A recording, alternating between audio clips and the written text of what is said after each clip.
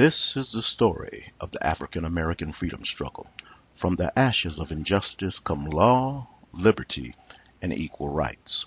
The African American freedom struggle encompasses a large period of American history that captures the essence, culture, and soul of what it means to be black. African Americans were forced to wear the chains of oppression, both physically and psychologically, creating deep scars of pain that left its mark on the conscience of American soil, taking place in the form of rape, torture, murder, brokenness, poverty, and family disintegration, not ever knowing if freedom would ever prevail. The freedom struggle reveals the power of a people to believe against all odds, to have hope in hopelessness, to persist in pain, and to fight against the fires of racism and white supremacy, without succumbing to the Herculean task set before them. This story reeks of injustice, inequality, contradicting the innocence perpetuated by the white democratic society. So much so that black struggles for freedom loudly sounds throughout the halls of American justice to gain attention about how priceless freedom must be, that constantly fell upon deaf ears. The story reveals that freedom for blacks was shaped, formed, and forged in the fires of a land forced to become their home, that alienates and socially imprisons blacks, breeding rejection, discomfort, and non-acceptance. The sweat of the struggle comes with the difficulty in declaring America my home until it's suitable for all African Americans. Nevertheless, America births both black and white pioneers that ferret out a freedom for a people who will forever be cataloged as the African American freedom fighters who struggle to gain glorious freedom. The story of the struggle begins with the slavery for blacks, who are a symbol of ruin, like a pot of ashes.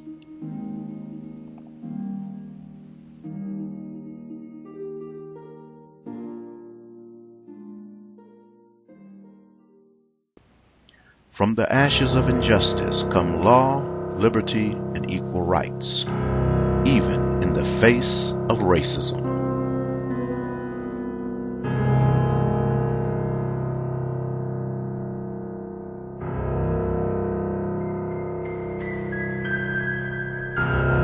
This is our theme, our story, about the African American freedom struggle that begins with Dred Scott to freedom fighter Archibald Grimke, discussing the impact of the 14th Amendment to the brutal perils of lynching, finally concluding with the story of Clarence Thomas, Supreme Court Judge.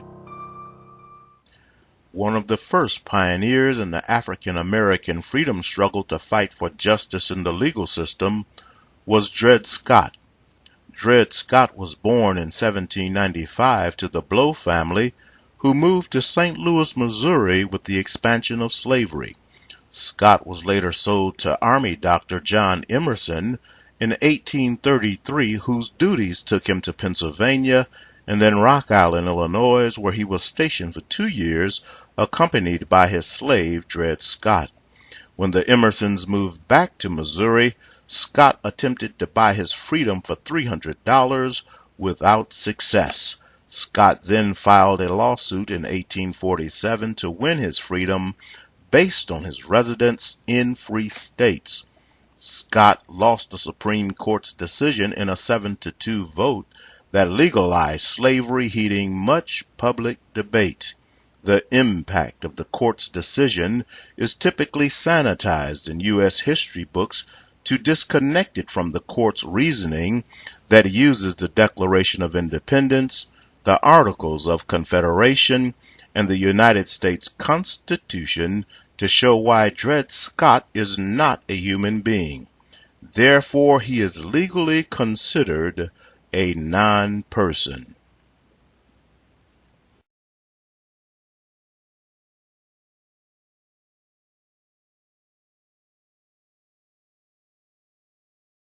Thus, the U.S. Supreme Court legalized slavery, racism, and white supremacy as an American standard. that bolstered mainstream groups like the KKK, Jim Crow laws, black codes, lynching, and segregation. However, Scott's recorded legal battle became a voice crying out for freedom that formulated the drive for civil rights, pushing through the ashes of injustice.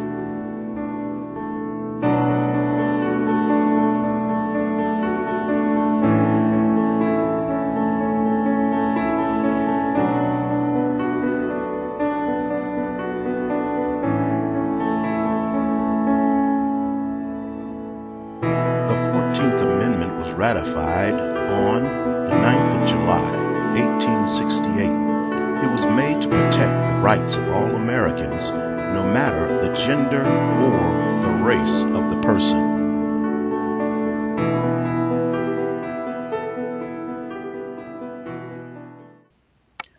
This came about because of the issues faced by former slaves after the American Civil War.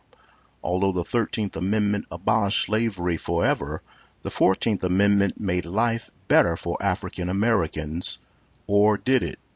It was made to clean up the chaos of slavery. It stated that any person born or naturalized in the United States should be granted U.S. citizenship. This applied to freed slaves.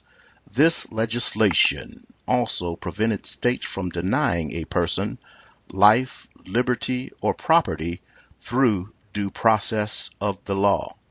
All states have to provide equal protection of law to citizens within their jurisdiction. This was a great change, not only for America, but especially for African Americans, as it turned them into American citizens and gave them every right an American citizen should have.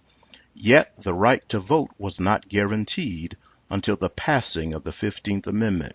This legislation was not approved by most Southern states, as it made African Americans equal to everyone.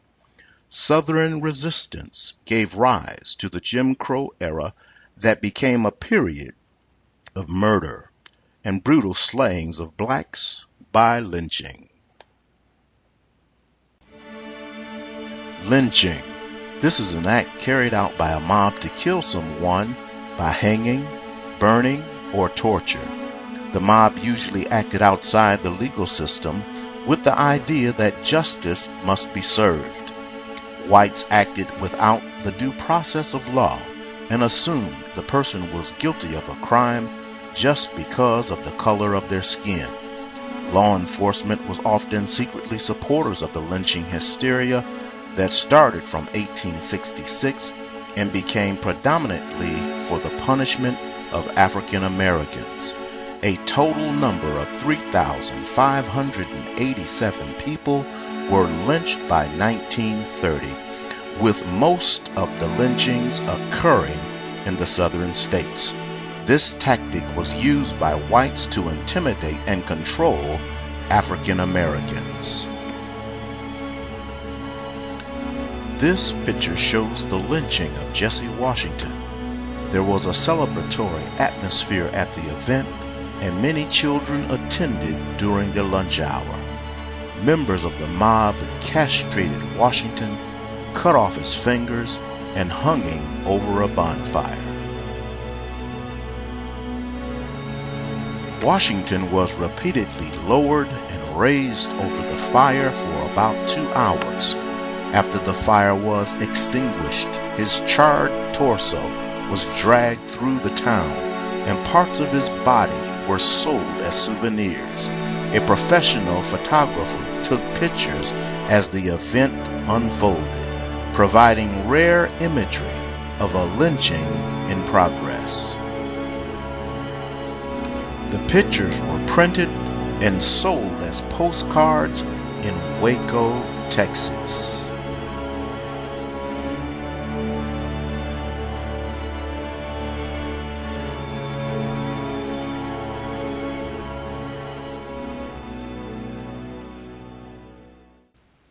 Another freedom fighter in the African American freedom struggle was Archibald Grimke. Archibald Grimke was born on the 17th of August, 1849, and was the child of Henry Grimke and his slave mistress, Nancy Weston. Henry Grimke left Nancy and her biracial children to his son, Montague. The children grew up not aware of their life as African Americans until they moved to Montague's home to work as slaves. They were unable to adapt to this way of life, forcing Archibald to run away. Archibald then pursued a college education and later attended Harvard Law School, practicing law in Boston.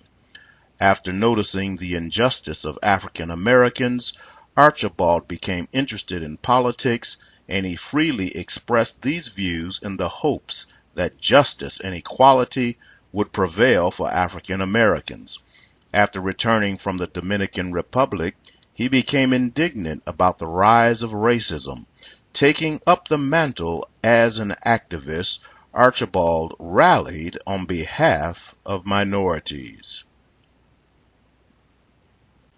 Archibald found it essential for African Americans to have the right to vote. In the face of resistance, he continued to voice his opinion, later becoming an activist with the NAACP. Archibald received the Spingarn Medal in 1919 for his work throughout many years, yet his lasting desire was to secure justice and equality by joining his voice to the African American freedom fighters to push the struggle out of the ashes. Another voice that rose out of the ashes of injustice, freedom fighter Clarence Thomas, Supreme Court judge. The African American freedom struggle is one that lasted for hundreds of years. The fight for fairness within the legal system is one that is still being fought for today. The struggle moved forward in July of 1991 when African American Clarence Thomas was appointed to serve on the United States Supreme Court. He was the second African American to do so, following Thurgood Marshall. While he holds an anti-racist perspective and fights for equality, as a black conservative, Thomas holds a different view of racism from most African Americans. Thomas voted against affirmative action because he believes the practice is just another form of racism, even though he benefited from it himself. He says that when he came into his acceptance at Yale Law School, he felt his achievements were being overshadowed because of his race.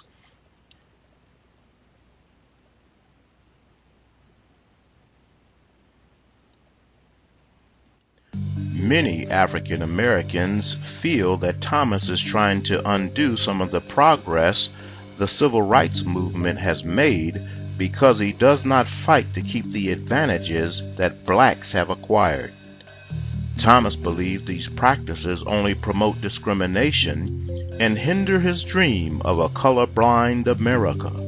Thus, his perspective broadens the scope of the African American freedom struggle.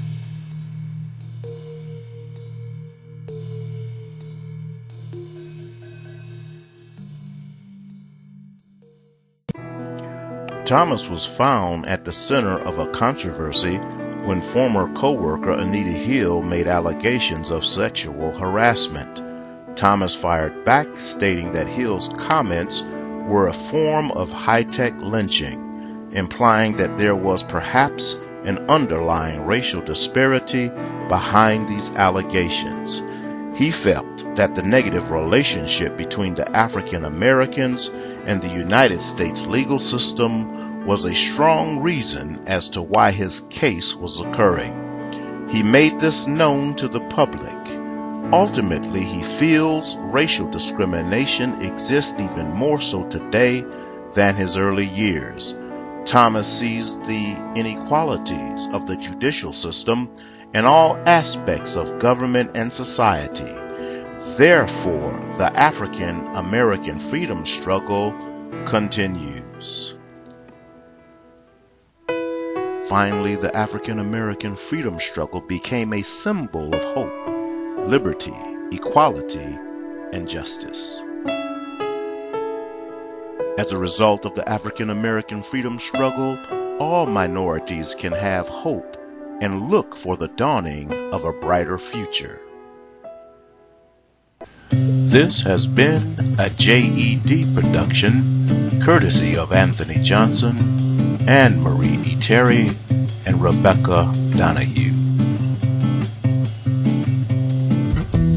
We want to give a special thanks to videoblocks.com, graphicsstock.com, nebraskastudies.org, and wikipedia.org for providing royalty-free images and music.